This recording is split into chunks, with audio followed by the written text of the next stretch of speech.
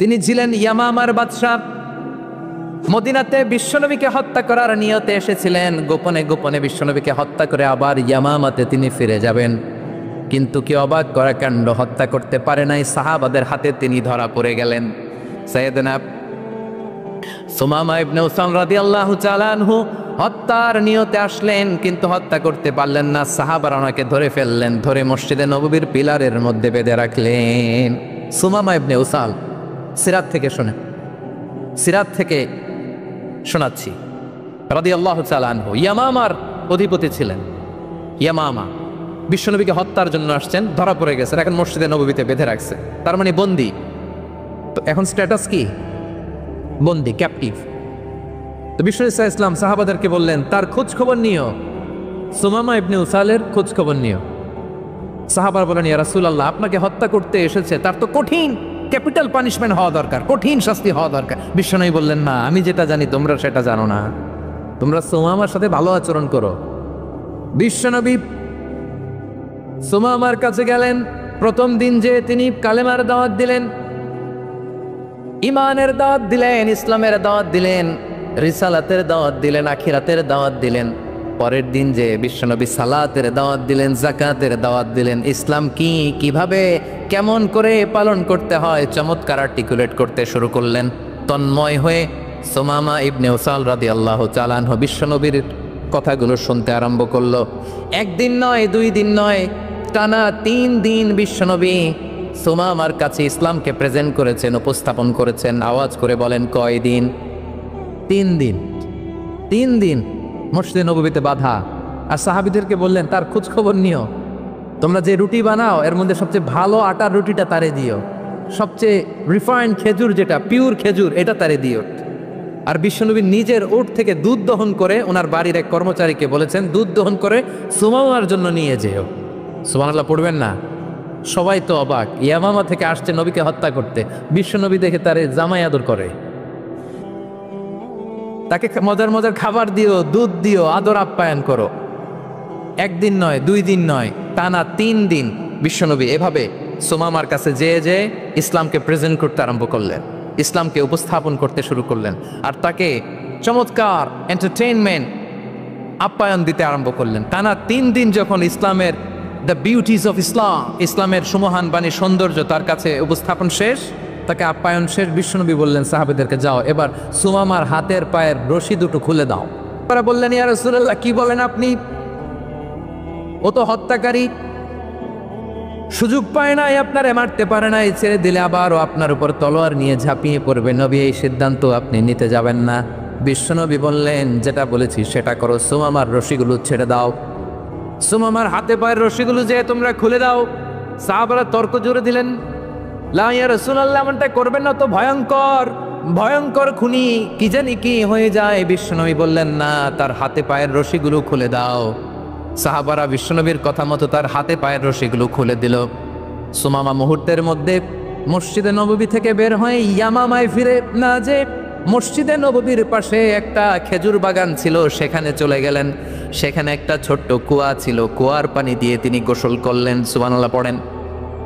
কুয়ার পানি দিয়ে গোসল করে মসজিদে নববীর সামনে এসে বিশ্বনবী এবং সাহাবাদের সামনে দাঁড়িয়ে সাব্বাবা উঁচু করে বললেন, আশহাদু আল্লা ইলাহা ইল্লাল্লাহ ওয়া আশহাদু আন্না মুহাম্মাদান আবদুহু ওয়া রাসূলুহু।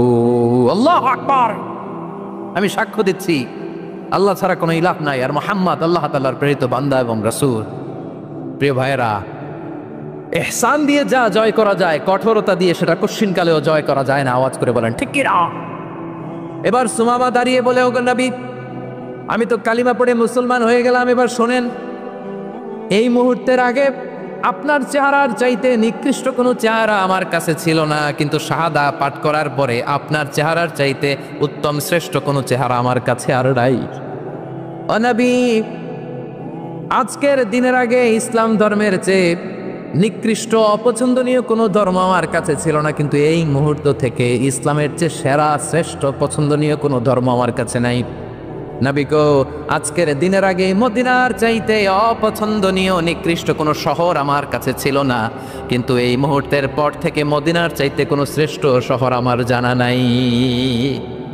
সে ছিল গমের বড় ডিলার, গম বেচতো। কি বেচতো? তার গম কিনে মক্কার লোকেরা রুটি খাইতো। সে ঘোষণা দিল, আজকে থেকে মক্কাবাসীদের জন্য সব গম আমি হারাম করে দিলাম, মক্কাবাসী এখন না খেয়ে মরে। সুবহানাল্লাহ পড়বেন না? মক্কাবাসী বিশ্বনবীর কাছে আসলেন, এসে বললেন, মুহাম্মদ, আমরা তো তোমার ভাই, তোমার চাচা, তোমার ভাতিজা, তোমার আত্মীয়, তুমি সুমামারে বলো সে যেন আবার গমের সাপ্লাই মক্কার জন্য অনুমতি দিয়ে দেয়। বিশ্বনবীর অনুমতি ক্রমে সুমামা আবার মক্কাতে গম পাঠাতে শুরু করলো। পড়েন সুবহানাল্লাহ। ইহসান, ইহসান দিয়ে আপনি যেটা জয় করতে পারবেন, you can win the heart of your enemies. ইহসান দিয়ে আপনি আপনার শত্রুর হৃদয়কে জয় করতে পারবেন। আওয়াজ করে বলেন ঠিক কিনা?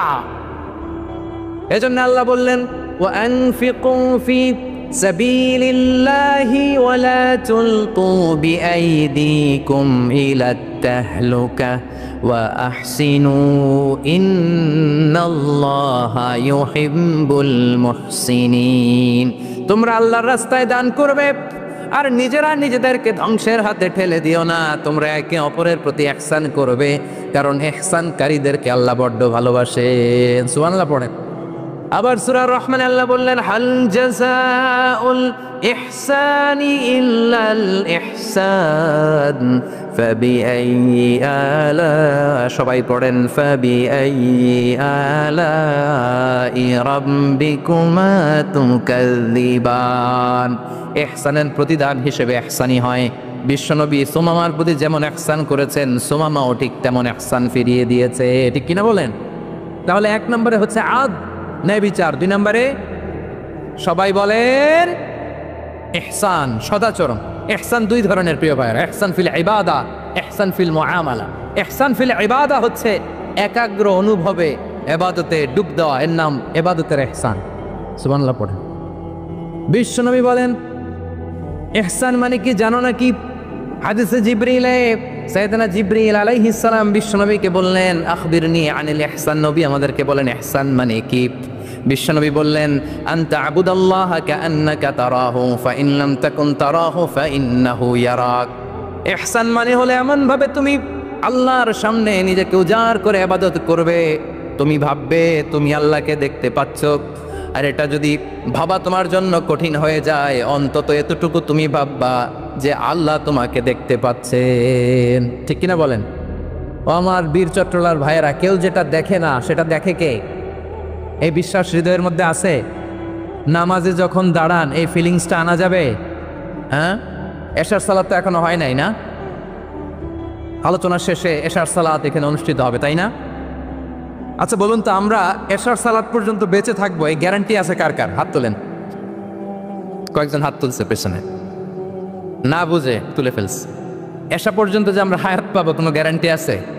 সবাই আওয়াজ করে বলেন, গ্যারান্টি আছে? গ্যারান্টি নাই। এই জন্য বিষ্ণু ইসলাম বলেছে, এমন ভাবে নামাজে দাঁড়াও, ইবাদত করো, মনে করো হতে পারে এটাই আমার জীবনের শেষ নামাজ। Perform the salah as if this is your last and final prayer. এমন ভাবে সালাতে দাঁড়াও, ভাবো হতে পারে এটাই তোমার জীবনের শেষ নামাজ। এমন ভাবে নামাজে দাঁড়াও, ভাবো এটাই শেষ নামাজ। তাহলে নামাজে একাগ্রতা বাড়ায় দিবে কে? ফলে ইবাদতের ইহসান আমাদের অর্জিত হবে। আর মুআমালাতে ইহসান হলো, বিশ্বনবী বলেন, ইন্নাল্লাহা তাবারাকা ওয়া তাআলা কাতাবাল ইহসানা আলা কুল্লি শাই ফাইদা কাতালতুম ফাআহসিনুল কিতলা ওয়া ইযা যাবাহতুম ফাআহসিনুয যাবহা ওয়ালিউহিদ্দা আহাদুকুম শাফরাতাহু ওয়ালিউরিহ যাবিহাতাহু। ইহসান দুই ধরনের। আওয়াজ করে বলতে হবে কয় ধরনের? সবাই বলুন আওয়াজ করে, কয় ধরনের? একটা হচ্ছে ইহসান ফিল ইবাদা, ইবাদতে ইহসান। ইবাদতে ইহসান কি? একাগ্র অনুভব দিয়ে ইবাদত করা, মন প্রাণ দিয়ে ইবাদত করা। আর মুআমালাতে ইহসান কি? সব কাজে, দৈনন্দিন কাজে, কর্মে, সামাজিক অ্যাক্টিভিটিতে কোমলতা প্রদর্শন করা, অনুগ্রহের সাথে সবকিছু করা। আল্লাহ তাআলা, ইন্নাল্লাহা তাবারাকা ওয়া তাআলা কাতাবাল ইহসান আলা কুল্লি শাই, তিনি সব কিছুর ব্যাপারে ইহসানকে আবশ্যক করেছেন। সবকিছু, মুমিনের সব কাজে ইহসানের পরশ থাকবে। ওয়া ইযা কাতালতুম ফাহসিনুল কিতলা, বিশ্বনবী বলেন তুমি যখন কাউকে হত্যা করো ইহসানের সাথে করো। সুবহানাল্লাহ পড়বেন না? যখন হত্যা করো তখনও ইহসানের সাথে। আচ্ছা হত্যা করবো আবার ইহসান আসবে করতে করে, তো মেরেই ফেলবো আমি। আল্লাহ, ও ভাই একজন খুন করেছে, খুনি, রাষ্ট্রীয় আইনে তার শাস্তি হয়েছে ডেথ পেনাল্টি, মৃত্যুদণ্ড। এখন মৃত্যুদণ্ড দেখে আপনি যেমনে মন চায় তেমনে মারবেন লোকটারে? ওর নাক কেটে ফেলতে পারবেন? ওর কান কাটতে পারবেন? ওর চোখ উপড়ে ফেলতে পারবেন আপনি? যেমন মন চায় তার অঙ্গহানি করা যাবে না। ইহসানের সাথে তাকে হত্যা করো। সুবহানাল্লাহ, this is Islam, this is the true essence of Islam. ওয়াইদা যাবাহতুম ফাহসিনু যাবহা, যখন জবাই করবে তখনও ইহসানের সাথে জবাই করো। করবো জবাই, ওইখানেও নাকি ইহসান। আচ্ছা, কুরবানির দিন আমরা পশুগুলোরে কি করি বলেন সবাই আওয়াজ করে? জবাই। জবাই মানে তো এটার মেরেই ফেলতেছি, একটু পরে তো টুকরো টুকরো করে এর গোশতগুলো খাবো। এটা তো খাবো, এটা তো মেরেই ফেলবে। বিষ্ণু বলে না, জবের মধ্যেও মুমিনের জবের ভেতরেও ইহসানের পরশ থাকা চাই। যখন জবাই করবে প্রাণীটাকে হাত পা টাইট করে বেঁধে নাও, ছুরিটাকে শার্পেন করে নাও, ধারালো করে নাও, যাতে অল্প সময়ে জবাইটা হয়ে যায়, প্রাণীটা যাতে কম কষ্ট পায়। সুবহানাল্লাহ পড়ে। দিস ইজ কল্ড ইহসান। ইহসান আল্লাহ তাআলা যেমনি আদলের আদেশ করেছেন, ন্যায় বিচার জাস্টিস এনশিওর করতে বলেছেন, সমাজে ইহসানের ব্যবহার, ইহসানের অনুশীলন তিনি করতে বলেছেন। এজন্য মুমিনের প্রতিটি কাজে, আমার চট্টগ্রামের ভাইয়েরা আমার দিকে তাকান, খেয়াল করে শুনুন, মুমিন জীবনের প্রতিটি কাজে ইহসানের পরশ থাকা চাই। আমরা যেন আমাদের পরিবারের প্রতি ইহসান করি, আমরা যেন আমাদের কর্মচারীদের প্রতি ইহসান করি, আমরা যেন আমাদের কলিগদের প্রতি ইহসান করি, আমরা যেন আমাদের ভাইদের প্রতি ইহসান করি। মুমিন জীবনের প্রতি কাজে ইহসানের পরশ থাকার দরকার আছে না নাই? কথা বুঝতে পেরেছেন? তাহলে আল্লাহ তাআলার 3টা আদেশ ছিল, কয়টা গেল? ভুলে গেছে, ভুলে গেছে চট্টগ্রাম। 3টা আদেশের মধ্যে কয়টা বললাম? প্রথমে কি ছিল? আদল। 2 নম্বরে, 3 নম্বরে রব্বুল আলামিন বললেন ওয়া ইতাইদিল কুরবা, নিকটাত্মীয়দেরকে দান করো। নিকটাত্মীয়দেরকে দাও, যারা তোমাদের ব্লাড কানেকশনের আত্মীয় তাদেরকে তোমরা দাও। এখানে জেনারেলি বললেন দাও, কি দিব সেটা তিনি এখানে বলেন নাই, সেটা তিনি সূরাতুল ইসরার মধ্যে বলেছেন। আল্লাহ বলেন ওয়া আতিযাল কুরবা হাক্কা, নিকটাত্মীয়দেরকে তাদের অধিকার, তাদের প্রাপ্য তোমরা বুঝিয়ে দাও। দেখেন, একটা শান্তির সমাজ, একটা সমৃদ্ধ সমাজ, একটা মানবিক সমাজ গঠনের জন্য আল্লাহ তাআলা বেশি না, মাত্র 3টা অর্ডার, 3টা ভার্ডিক্ট তিনি জারি করেছেন। 1 নম্বর সুশাসন, ন্যায় বিচার। 2 নম্বর ইহসান। 3 নম্বর নিকটাত্মীয়, যারা কাছের, তোমার ভেরি ক্লোজ রিলেশনশিপে আছে, তাদেরকে দাও। দাও, দিলে বাড়িয়ে দেয় কে? অনেকে দিতে চায় না, কৃপণতা করে। দিলে বাড়ায় দেয় কে? ও মিয়া, মদিনার মধ্যে সবচাইতে গরিব সাহাবী ছিল বেলাল রাদিয়াল্লাহু তাআলা আনহু। ওনার এন্টায়ার অ্যাসেট, সম্পদের পরিমাণ কতদূর জানেন? একটা লুঙ্গি। বেলাল রাদিয়াল্লাহু তাআলা আনহু, ওনার টোটাল ওয়েলথের এস্টিমেশন হচ্ছে মাত্র একটা লুঙ্গি। একটা লুঙ্গি, টোটাল ওয়েলথ এস্টিমেশন, টোটাল সম্পদের পরিমাণ বেলাল রাদিয়াল্লাহু তাআলা আনহুর কি ছিল? কথা বোঝে নাই বোধহয়। কি ছিল?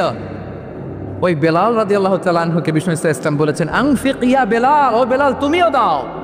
ওয়ালা তাখশা মিন যিল আরশি ইখলালা, আরশের অধিপতির তো কোনো ঘাটতি নাই, তুমি দিলে ওই আল্লাহ তোমারে বাড়ায় দিবে। এজন্য আমার প্রিয় ভাইয়েরা, দিলে কমে না, দিলে বাড়ে। অনেকে ধরে রাখে, নতুন কিছু নিতে পারে না, হাত দিয়ে যেটা ধরে রেখেছেন এটা দিয়ে দেন, বড় একটা ধরার সুযোগ পাবেন। জোরে বলেন ঠিক কিনা? ধরেন 5 কেজি ওজনের একটা ধরে রাখছেন, এখন 10, এটা না ছাড়লে 10 কেজি ধরতে পারবেন আপনি? আচ্ছা, 10 কেজির জিনিস একটা আছে হাতে, ওইটা যদি ছেড়ে দেন তাইলে না 15 কেজি ধরতে পারবেন। কথা বলেন ঠিক কিনা? তাহলে দিলে বাড়িয়ে দেয় কে?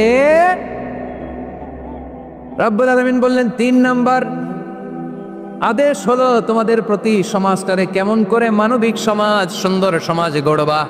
3 নম্বর আদেশ হলো ওয়া আতিদাল কুরবা হাক্কা, নিকটাত্মীয়দেরকে তাদের প্রাপ্য বুঝিয়ে দাও।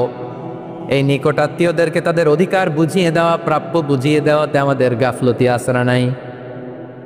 চট্টগ্রামে নাই? মাশাআল্লাহ আছে, আছে। অনেকে দেখবেন অনেক আল্লাহওয়ালা, তাহাজ্জুদ গুজার, সেজদা দিতে দিতে কপালে কালো দাগ ফেলে দিছে, সে তার বোনের হকটা আদায় করে নাই। আছে না নাই? হ্যাঁ, এখানেও আছে। সর্বনাশ। অনেক বড় হাজী সাহেব, বিশাল লম্বা দাড়ি, ছেলেরে সব দিয়ে দিছে, মেয়েরে কিছু দেয় নাই, মেয়ের হক আদায় করে নাই। আছে না নাই? এই হাজী সাহেবেরা এই আল্লাহওয়ালারা কিয়ামতের ময়দানে আটকে যাবে।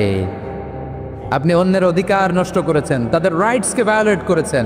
এজন্য আল্লাহ তাআলা বলেন, কারো অধিকার যদি কেউ নষ্ট করে ওই সমাজটা মানবিক সমাজ কঠিনকালেও হতে পারে না। এজন্য 3 নম্বর আল্লাহ বললেন, ওয়া ইতা ইদিল কুরবা, নিকটাত্মীয়দেরকে দাও। কি দিবা? তাদের অধিকার দিয়ে দাও। বোনের অধিকার বুঝিয়ে দাও, মেয়ের অধিকারে বুঝিয়ে দাও, ফুফুর অধিকারে বুঝিয়ে দাও। দেখবেন অনেক মায়েরা ছেলের পাতে মুরগির রান দেয়, মেয়ের পাতে দেয় মুরগির ঠ্যাং। এরকম আছে না নাই? ছেলেরা কি দেয়? মুরগির। মেয়ের পাতে কি দেয়? তো মেয়ের কি মুরগির রান খেতে মনে যায় না? মনে যায় না? এমনটা করা যাবে না। নিকটাত্মীয়দেরকে অধিকার দিয়ে দাও, নিকটাত্মীয়ের সাথে সুসম্পর্ক রাখো। আদেশটা কার? এজন্য প্রিয় ভাইয়েরা, জীবনে যদি বারাকা অর্জন করতে চান, নিকটাত্মীয়দের সাথে সুসম্পর্ক রাখতে হবে, তাদের জন্য উপহার পাঠাতে হবে। বিশ্বনবী বলেন, লা ইয়াদখুলুল জান্নাতা ফাতে, যে ব্যক্তি আত্মীয়তার সম্পর্ককে ছিন্ন করে দেয় সে কঠিনকালেও আল্লাহর জান্নাতে ঢুকবে না। আপনি কি এটারে সহজ হাদিস মনে করছেন? এটা সহজ কথা? আপনি ভাবছেন আপনার নামাজ আপনার বাঁচাতে পারবে, আপনার রোজা বাঁচাতে পারবে, আপনার তাহাজ্জুদ আপনারে বাঁচাতে পারবে? অধিকার নষ্ট করলে কিছুই আপনারা বাঁচাতে পারবে। এজন্য নিকট আত্মীয়দেরকে দিতে হবে বেশি বেশি। বিশ্বনবী বলেন, ইন্না সাদাকাতা আলাল মিসকিনি সাদাকা ওয়া আলা যির রাহিমি ইসনাতান সাদাকাতুন ওয়া সিলা। মিসকিনরে দান করলে শুধু দানের সওয়াব হয়, নিকট আত্মীয়কে দান করলে 2টার সওয়াব হয়। সাদাকার সওয়াব হয়, আবার আত্মীয়তার বন্ধন অটুট রাখার সওয়াব হয়ে যায়। আবার বিশ্বনবী বললেন, মান সাররাহু আইয়ুবসাত লাহু ফি রিজকিহি ওয়া ইউনসা লাহু ফি আসারিহি ফালইয়াসিল রাহিমা। যে ব্যক্তি তার রিজিকের প্রশস্ততা চায় আর হায়াতে বরকত চায়, সে যেন তার আত্মীয়ের সাথে সুসম্পর্ক রাখে। আমার প্রিয় চট্টলার ভাইয়েরা, আমাদের রিজিক বাড়ুক, এটা আমরা চাই কি চাই না? সবাই চান? হ্যাঁ, আমাদের রিজিকে প্রশস্ততা আসুক, চাই কি চাই না? আমাদের হায়াতে বরকত আসুক, আমরা চাই কি চাই না? এই 2টা যদি চান তাহলে নিকট আত্মীয়দের সাথে সুসম্পর্ক রাখবেন। পারবেন? তাহলে সমাজটারে মানবিক সমাজ বানায় দিবে কে? 3টা আদেশ চলে গেল। কয়টা? আওয়াজ করে বলেন। 1 নম্বরে কি ছিল? 2 নম্বরে, 3 নম্বরে নিকট আত্মীয়দেরকে দান। আপনাদেরকে আরো শোনার আগ্রহ আছে? আপনাদের মনোযোগ আছে না গেছে? কষ্ট হচ্ছে না? মাশাআল্লাহ, মাশাআল্লাহ। তাকবীর পড়ুন, লিল্লাহে তাকবীর। আমার প্রিয় ভাইরা, আল্লাহ তাআলা 3টা জিনিসের জন্য আদেশ করেছেন, অনুরূপভাবে 3টা বিষয়ে তিনি বারণ করেছেন, নিষেধ করেছেন। ওগুলোর কাছেও যাওয়া যাবে। শুনবেন। রাব্বুল আলামিন বলেন, ওয়ায়ানহা আনিল ফাহশাই ওয়াল মুনকারি ওয়াল বাগি। আমি যেমনি 3টি বিষয়ে আদেশ করলাম, অনুরূপভাবে 3টি বিষয়ে বারণ করলাম, নিষেধ করলাম। আমার 1 নম্বর নিষেধাজ্ঞা হলো অশ্লীলতার প্রতি। ফাহশা, ওয়ায়ানহা আনিল ফাহশা। আল্লাহ তাআলা অশ্লীলতাকে নিষেধ করেছেন। কোন জিনিসকে? সবাই বলুন, কোন জিনিসকে? যত ধরনের, যত টাইপের, যত ক্যাটাগরির অশ্লীলতা হতে পারে সব অশ্লীলতাকে হারাম করেছেন কে? ফাহশা মানে কি? কথায়, কাজে, আচরণে, কমেন্ট, ফেসবুকের কমেন্টসে যত ধরনের নোংরামো আছে, যত ধরনের অশ্লীলতা আছে, এটাকে আরবিতে বলে ফাহশা। এটাকে কি বলে? রাব্বুল আলামিন বলেন, কুল ইন্নামা হারামা রাব্বিয়াল ফাওয়াহিশা মা যাহারা মিনহা ওয়া মা বাতান। ও নবী, আপনি বলে দেন, আমার রব প্রকাশ্য, অপ্রকাশ্য, স্পষ্ট কিংবা অস্পষ্ট, দৃশ্যমান কিংবা অদৃশ্যমান সব অশ্লীলতাকে হারাম করেছেন। সব ধরনের অশ্লীলতা হারাম, সব ধরনের। আল্লাহ তাআলা আমাদেরকে অশ্লীলতা থেকে বাঁচান, অশ্লীলতা থেকে তিনি আমাদেরকে হেফাজত করুক। পড়েন আমিন। এবার বলেন, আমাদের সমাজে অশ্লীলতা আছে না নাই? চট্টগ্রামে নাই? আমি কই নাই, ওনারা বলে আছে। দেখছেন, আমি সামহাও বাঁচায় দেওয়ার ট্রাই করতেছি, ওনারা বলে আছে। অশ্লীলতা নানা ভাবে, নানা নামে, নানা মোড়কে আমাদের সমাজে আছে না নাই? সংস্কৃতির নামে, ফ্যাশনের নামে, বিনোদনের নামে উপন্যাসের নামে, কনসার্টের নামে অশ্লীলতা আছে না নাই? আপনি দেখেছেন কনসার্টগুলোর অবস্থা? এই যে আতিফ আসলাম যে আসছে আমাদের দেশে, তারপর কে কে আসছে, আমাদের তরুণ তরুণীরা, আমাদের যুবক যুবতীরা, আমাদের জেনজিরা, কি অবস্থা ওইখানে? হ্যাঁ, কি অবস্থা? কে বাঁচাবে ওদের? কে রক্ষা করবে ওদের ইমানের, ওদের চরিত্রের হেফাজতের গ্যারান্টি কে দিবে? কনসার্টের নামে অশ্লীলতা আছে না নাই? ছেলে মেয়ে একে অপরকে জড়ায় ধরতেছে, একে অপরকে চুমু খাচ্ছে প্রকাশ্যে, দীপালোকে, গণমানুষের সামনে। আল্লাহ তাআলা এই অশ্লীলতা থেকে আমাদেরকে বেঁচে থাকতে বলেছেন, বেঁচে থাকতে বলেছেন। রূপালী জগতের নামে অশ্লীলতা আছে না নাই? এই টার্মটা আপনারা জানেন না? রূপালী জগৎ কি জগৎ? আসলে কি রূপালী জগৎ না অন্ধকার জগৎ? আমার বোনেরা, আপনাদেরকে যে কি বলে তারা বুঝায়, রূপালী জগৎ শুনেই আপনি ভরকে যাবেন না। রূপালী জগতে যে নারী যত বেশি উলঙ্গ সে নাকি তত বেশি সাহসী। জানেন, বলে এটা একটা সাহসী নারী, খুব সাহসী পদক্ষেপ তার। যত বেশি শরীর থেকে কাপড় নামাতে পারবে, যত বেশি বস্ত্রহীন হয়ে নিজেকে প্রেজেন্ট করতে পারবে, সে নাকি তত বেশি সাহসী। আমার চট্টলার ভাইয়েরা, শয়তানের প্রথমে এজেন্ডা ছিল বনি আদমকে বস্ত্রহীন করা। সে আদম এবং হাওয়া আলাইহিস সালামকে নিষিদ্ধ গাছের ফল খাইয়ে তাদেরকে বস্ত্রহীন করেছে। এই জামিনেও সে আমাদেরকে বস্ত্রহীন করতে চাইবে। এই রূপালী জগতের নামে তারা এটা করে। আমার প্রিয় বোনেরা, আপনি জানেন না আপনার দাম কত? ওরা আপনাদেরকে বিজ্ঞাপনের সস্তা পণ্য বানাতে চায়। ওরা আপনাদেরকে ওদের ভোগের লিপসার টুলস বানাতে চায়। ওরা আপনাদেরকে দিয়ে ওদের খায়েশ পূরণ করতে চায়। এটা আপনাদের জন্য মোটেও ডিগনিটি নয়, এটা আপনাদের জন্য সম্মান নয়। আপনার সম্মান শালীনতায়, আপনার সম্মান হেজাবে, আপনার সম্মান ভদ্রতায়, আপনার সম্মান আপনার ডিসেন্ট পোশাকে। পোশাক বলে দেয় এই নারীটা ভদ্র না অভদ্র। পোশাক বলে দেয় এই মেয়েটা কোন ঘরের মেয়ে। আওয়াজ করে বলেন ঠিক কিনা? আপনি জানেন না আপনার সস্তা পণ্য বানায়, ভোগের পণ্য, বিলবোর্ডে আপনাকে উলঙ্গ করে উপস্থাপন করে। এই অশ্লীলতার সাথে ইসলামের কোনো সম্পর্ক। এজন্য আল্লাহ বলেন, আমি অশ্লীলতাকে হারাম করেছি। অশ্লীলতাকে হারাম করার প্রথম কারণ হলো এর মাধ্যমে মানবতাকে অপমানিত করা হয়। কারণ মানুষের সম্মান মানুষের পোশাকে। মানুষ যখন পোশাকহীন হয়ে যায়, বস্ত্রহীন হয়ে যায়, তার সম্মান কমে যায়, ঠিক কিনা? অশ্লীলতাকে হারাম করার প্রথম কারণ হচ্ছে মানুষ মানুষকে অপমান করে। একটা নারী, সে তো সম্মানিত। নারী যে কত সম্মানিত, নারীরা এটা বুঝেই নাই।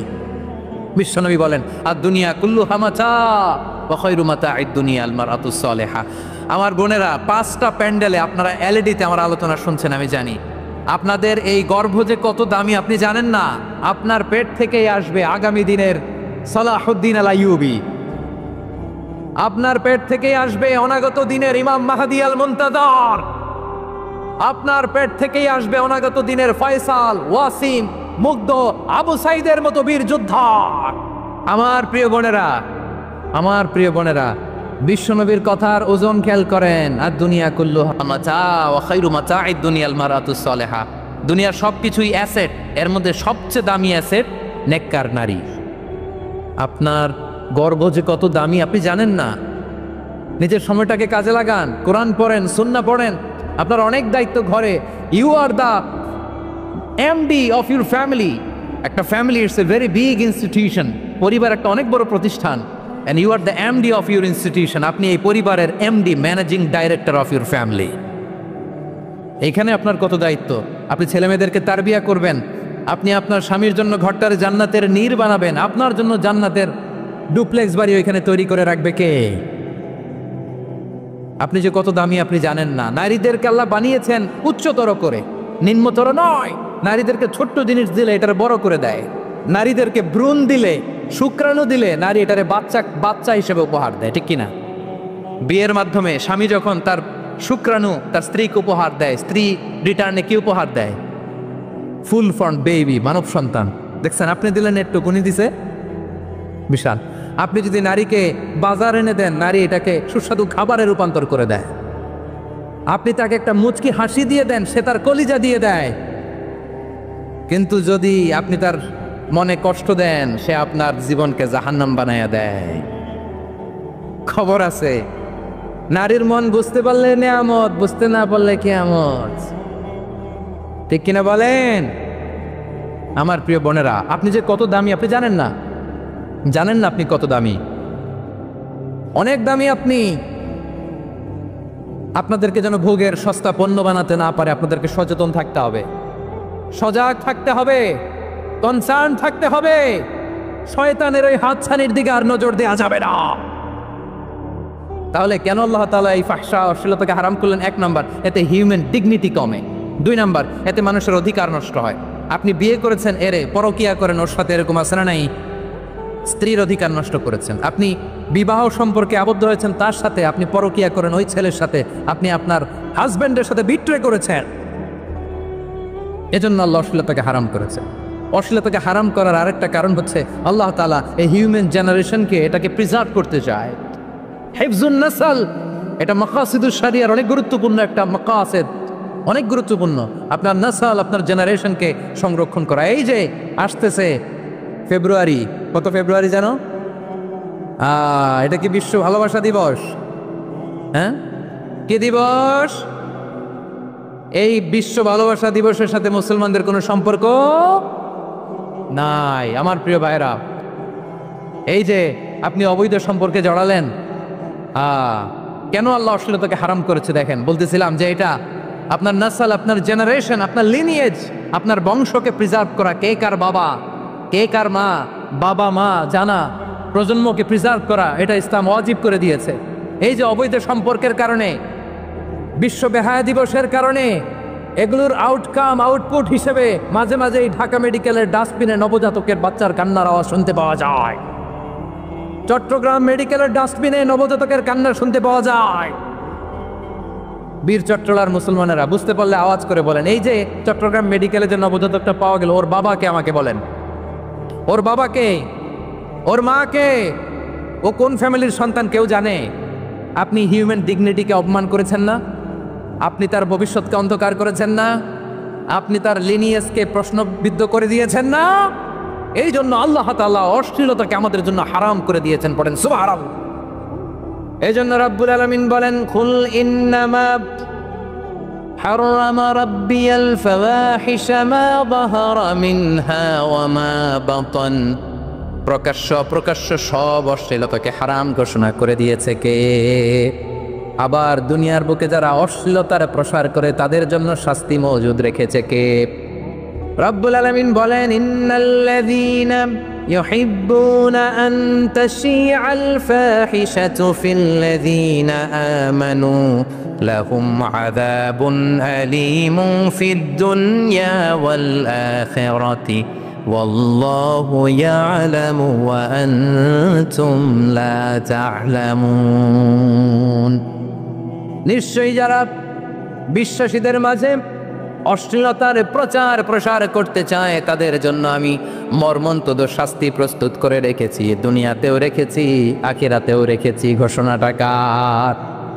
যারাই নাটকের নামে, সিনেমার নামে, রূপালী জগতের নামে, মুভির নামে, ওটিটি প্ল্যাটফর্মের নামে আমার সমাজে অশ্লীলতা ছড়াতে চায় তাদের জন্য কঠিন মর্মন্তুদ শাস্তি মজুদ রেখে দিয়েছে কে? ও আমার বোনেরা, এখনো আপনি জাগবেন না? এখনো আপনার চিন্তার দুয়ারে এখনো নাড়া পড়ে নাই? ওরা আপনাকে উলঙ্গ বানাতে চায়, ওরা আপনাকে আইটেম গার্ল বানাতে চায়। এজন্য ইসলাম অশ্লীলতাকে হারাম করেছে। হারাম। ইসলাম বলেছে যোজন যোজন দূরে থাকো, ওরা বলে না কাছে আসো, কাছে আসার গল্প, ক্লোজ আপ ওয়ান, কাছে আসার গল্প আছে না নাই? চট্টগ্রামে তো এগুলো নাই মাশাআল্লাহ। হ্যাঁ, এখানেও আছে ক্লোজ আপ ওয়ান, কাছে আসার গল্প। আল্লাহ বলেন ওয়ালা তাকরাবুজ জিনা, কাছেও এসো না, জিনা থেকে যোজন যোজন কিলো দূরে থাকো, ওরা বলে কাছে আসার গল্প। আমার বীর চট্টলার ভাইয়েরা, কাছে আসতে হলে আমরা কোরআনের কাছে আসব, কাছে আসতে হলে নবীর কাছে আসব, কাছে আসার গল্প হবে আমার রবের কাছে আসার গল্প। চিল্লায় বলো ঠিক কিনা? বসুন বসুন আমার ভাইয়েরা। তাহলে অশ্লীলতার সাথে আমাদের কোনো সম্পর্ক? সবাই বলতে পারেননি, আওয়াজ করে বলুন, অশ্লীলতার সাথে আমাদের কোনো সম্পর্ক? আমরা এই সমস্ত ক্লোজ আপ ওয়ান, কাছে আসার গল্পের প্রোগ্রামে যাব? আমরা কোন ধরনের অশ্লীল কন্টেন্ট সোশ্যাল মিডিয়ায়, টিভিতে দেখব? কি যুগ যে আমরা কাটাচ্ছি আপনি কল্পনা করতে পারবেন না। পর্ন ইন্ডাস্ট্রি,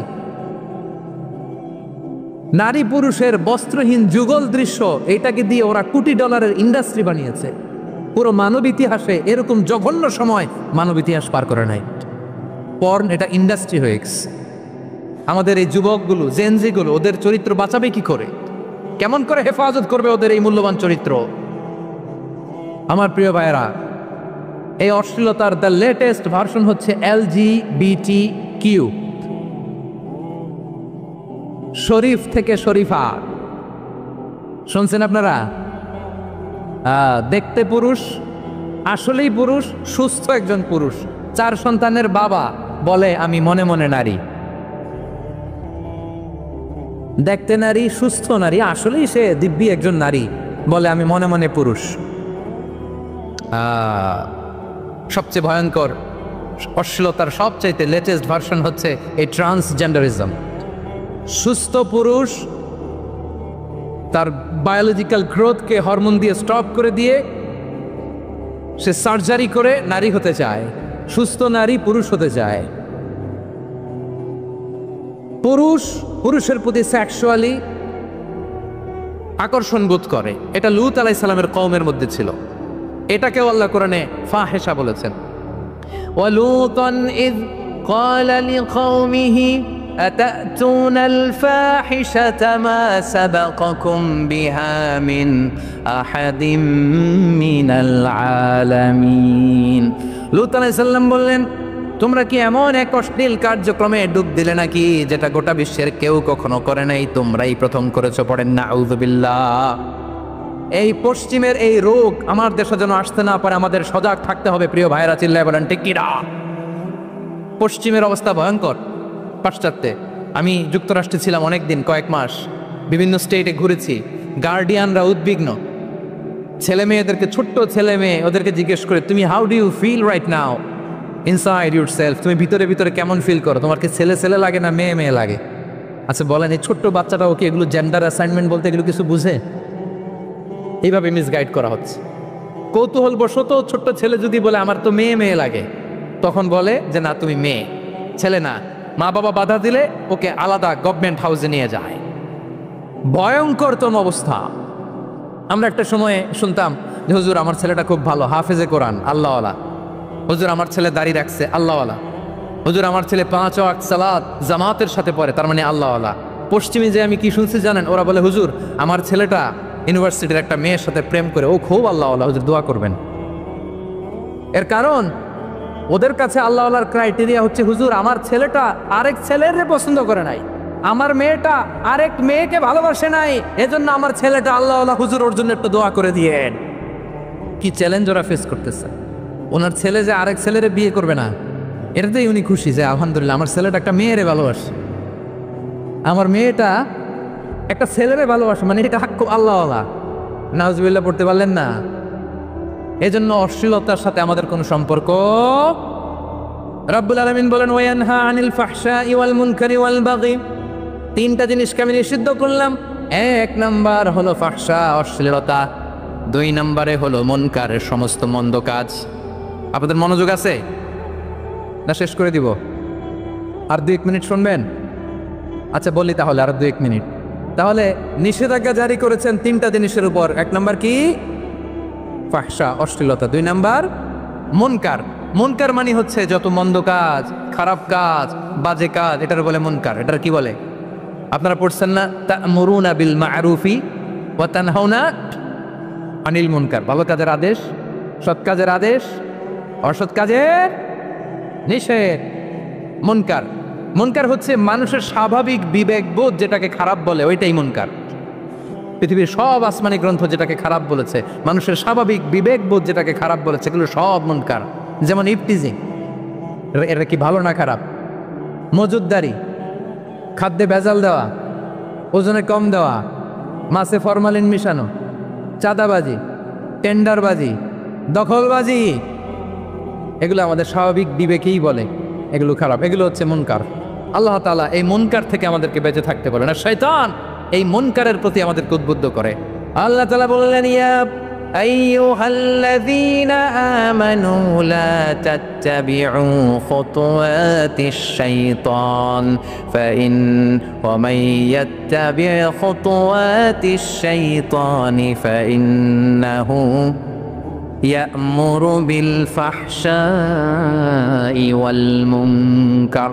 আল্লাহ বললেন, আমার গোলামেরা শোনো শোনো, ও আমার বিশ্বাসী বান্দারা খবরদার, তোমরা কশিনকালেও শয়তানের পদাঙ্ক অনুসরণ করবে না, কারণ শয়তান তোমাদেরকে অশ্লীলতা এবং মন্দ কাজের দিকে উদ্বুদ্ধ করে। আমাদের কাজ হচ্ছে শয়তান আমাদেরকে যেদিকে নিতে চায় আমরা তার উল্টা দিকে যাব, ঠিক কিনা বলে? শয়তান এই মন্দ কাজকে আমাদের কাছে বিউটিফাই করে চাকচিক্যময় করে আমাদের সামনে উপস্থাপন করে। এজন্য আল্লাহ বলেন মুনকারকে থামাতে হবে, মুনকার প্রতিরোধ করতে হবে। মুনকার প্রতিরোধের দায়িত্ব শুধু আমাদের নাকি? শুধু আপনার খতিব সাহেবের, ইমাম সাহেবের, নাকি মুসলিম উম্মার সবার? আওয়াজ করে বলুন, মুনকার অসৎ কাজ প্রতিরোধের দায়িত্ব কার? রাব্বুল আলামিন বলেন, কুনতুম খায়রা উম্মাতিন উখরিজাত লিন-নাসি তা'মুরুনা বিল মা'রুফি ওয়া তানহাউনা আনিল মুনকার। তোমাদেরকে শ্রেষ্ঠ জাতি করে জমিনের মধ্যে আবির্ভূত করা হয়েছে, যাতে করে তোমরা জমিনের ভেতরে সৎ কাজের আদেশ করতে পারো আর অসৎ কাজের নিষেধ করতে পারো। উম্মা কুনতুম খায়রা, তাহলে গোটা উম্মার দায়িত্ব, এটা বুঝতে পারছেন তো? আচ্ছা, আর নিচে আসেন। এরপরে আল্লাহ বললেন, শুধু উম্মা না, এই জমিনের রাজত্ব আমি যাদের হাতে দেই, এই জমিনের মালিক আমি যাদেরকে বানিয়ে দেই, যাদেরকে আমি সরকারের দায়িত্ব দেই, তাদেরকেও মুনকার প্রতিরোধের দায়িত্ব দিয়েছে কে? আল্লাহ বলেন, যারা ক্ষমতার মসনদে বসেছে তাদেরকে 4 দফা কর্মসূচি আমি আল্লাহ দিলাম। আওয়াজ করে বলেন, কয় দফা? আল্লাহ বলেন, আল্লাযীনা ইম্মাক্কান্নাহুম ফিল আরদি আকামুস সালাতা ওয়া আতাউয যাকাতা ওয়া আমারু বিল মা'রুফি ওয়া নাহাউ আনিল মুনকার ওয়ালিল্লাহি আকিবাতুল উমুর। যারা এই জমিনের উত্তরাধিকার হয়েছে তারা 4 দফা কর্মসূচি নিয়ে সামনে আগাবা। সালাত কায়েম করবা, যাকাত আদায় করবা, সৎ কাজের আদেশ দিবা, অসৎ কাজ থেকে মুনকার প্রতিরোধ করবা। আদেশটা কার? আমার প্রিয় চট্টলার ভাইরা, পুরো উম্মার দায়িত্ব মুনকার প্রতিরোধ করা, সরকার প্রধানের দায়িত্ব মুনকার প্রতিরোধ করা। এরপর আল্লাহ বলেন, প্রতিটা ফ্যামিলির যিনি প্রধান সিইও বাবা, প্রত্যেক বাবারও দায়িত্ব এই মুনকার প্রতিরোধ করা। আওয়াজ করে বলেন ঠিক কিনা? যেমনটি সাইয়েদনা লুকমান আলাইহিস সালাম ওনার কলিজার টুকরা সন্তানকে আদেশ করেছেন, ইয়া বুনাইয়া আকিমিস সালাতা ওয়া'মুর বিল মা'রুফি ওয়ানহা আনিল মুনকার। পড়েন সুবহানাল্লাহ। বাবা ছেলেকে সবক দিচ্ছে। কে সবক দিচ্ছে? কাকে? লুকমান আলাইহিস সালাম ছেলেকে বলতেছে, ওরে আমার কলিজার টুকরা সন্তান, ওরে আমার বাছা, নামাজ কায়েম করবা, সৎ কাজের আদেশ দিবা, আর মুনকার প্রতিরোধ করবা, অসৎ কাজ, সমাজ থেকে খারাপ কাজকে ঝেঁটে বিদায় করে দিবা। তাহলে দেখেন, আমি স্টেপ বাই স্টেপ নামলাম। পুরা উম্মার দায়িত্ব, জমিনের উত্তরাধিকারী আল্লাহ যাদেরকে বানিয়েছেন সরকার, তাদের দায়িত্ব, প্রতিটি ফ্যামিলির প্রধানের দায়িত্ব।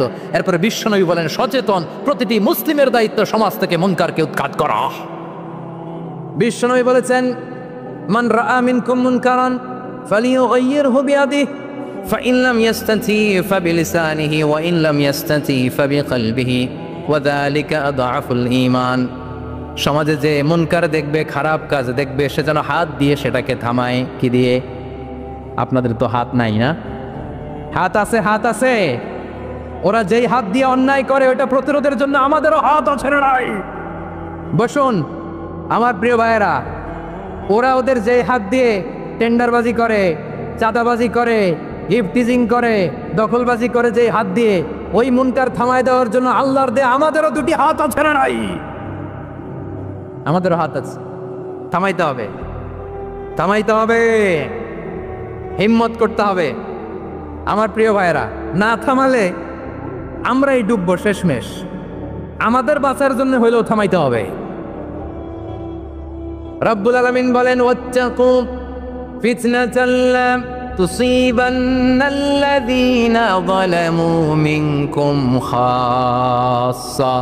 ও আমার গোলামেরা, ওই আযাবকে ভয় করো যে আযাব যখন আমি জমিনের বুকে পাঠাই শুধু জালেমদেরকেই মারি না, আলেমদেরকেও মারি। আযাব যখন আসে তখন শুধু জালিমই মরে না, আলেমও মরে। জানেন, মুসা আলাইহিস সালামের পায়ে একবার একটা লাল পোকা কামড় দিয়েছে, লাল পিঁপড়া।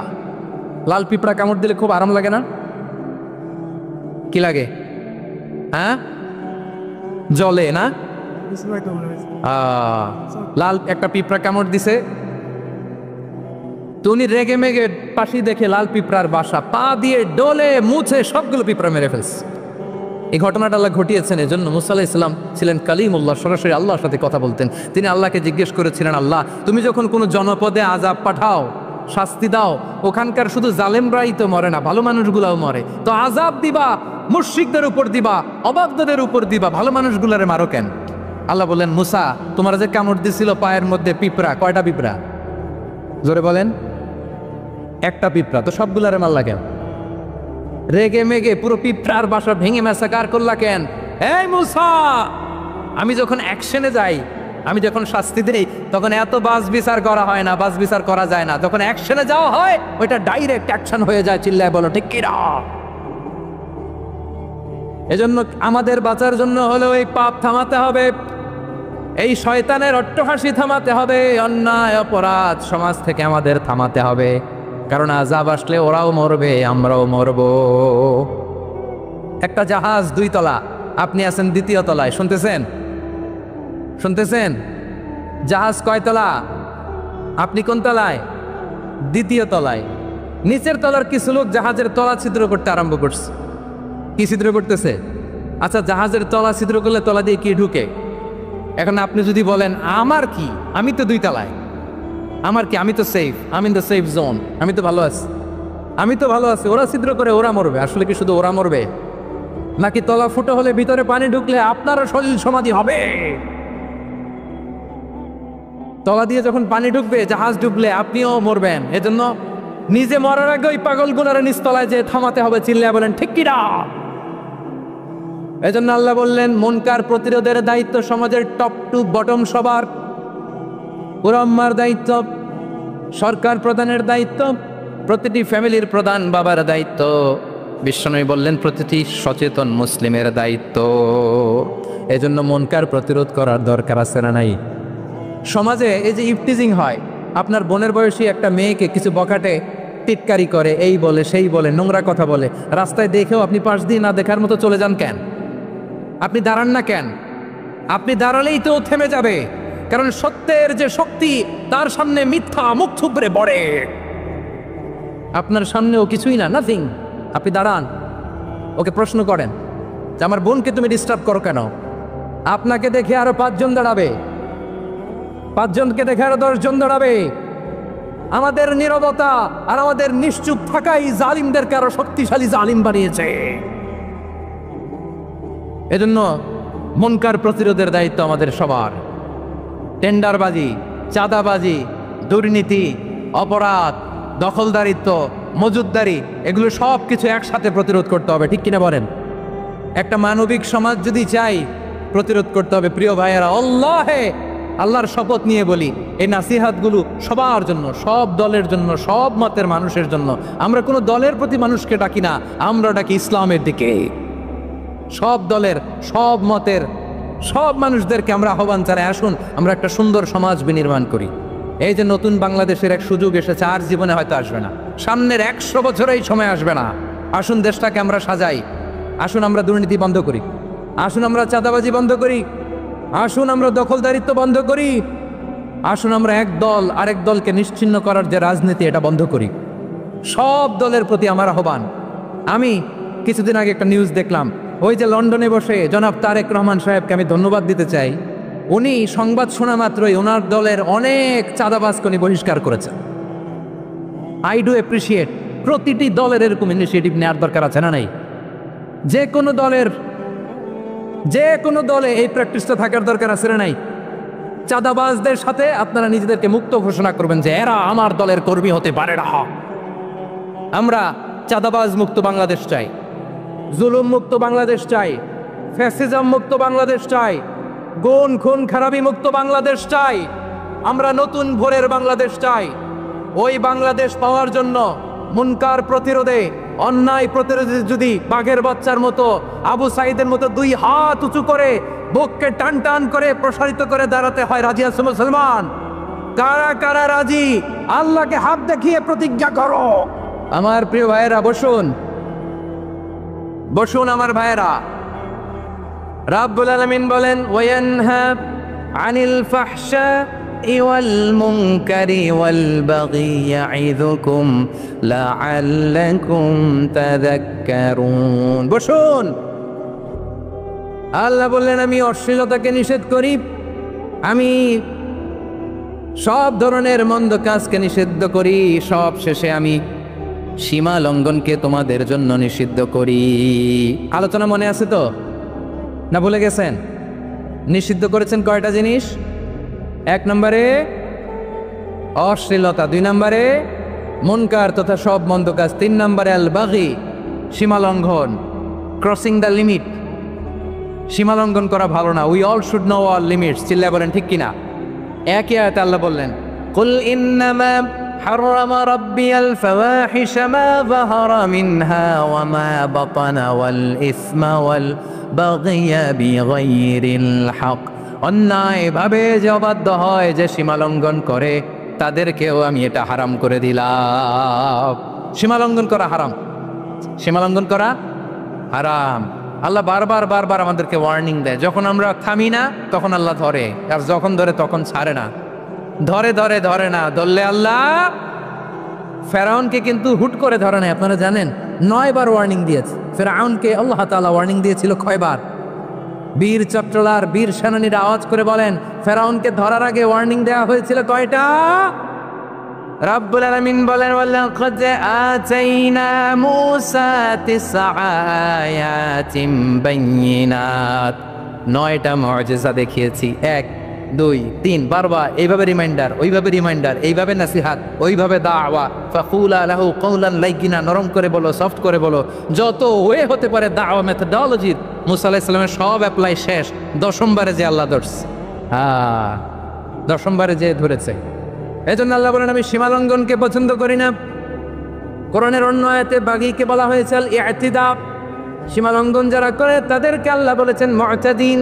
وقاتلوا في سبيل الله الذين يقاتلونكم ولا تعتدوا إن الله لا يحب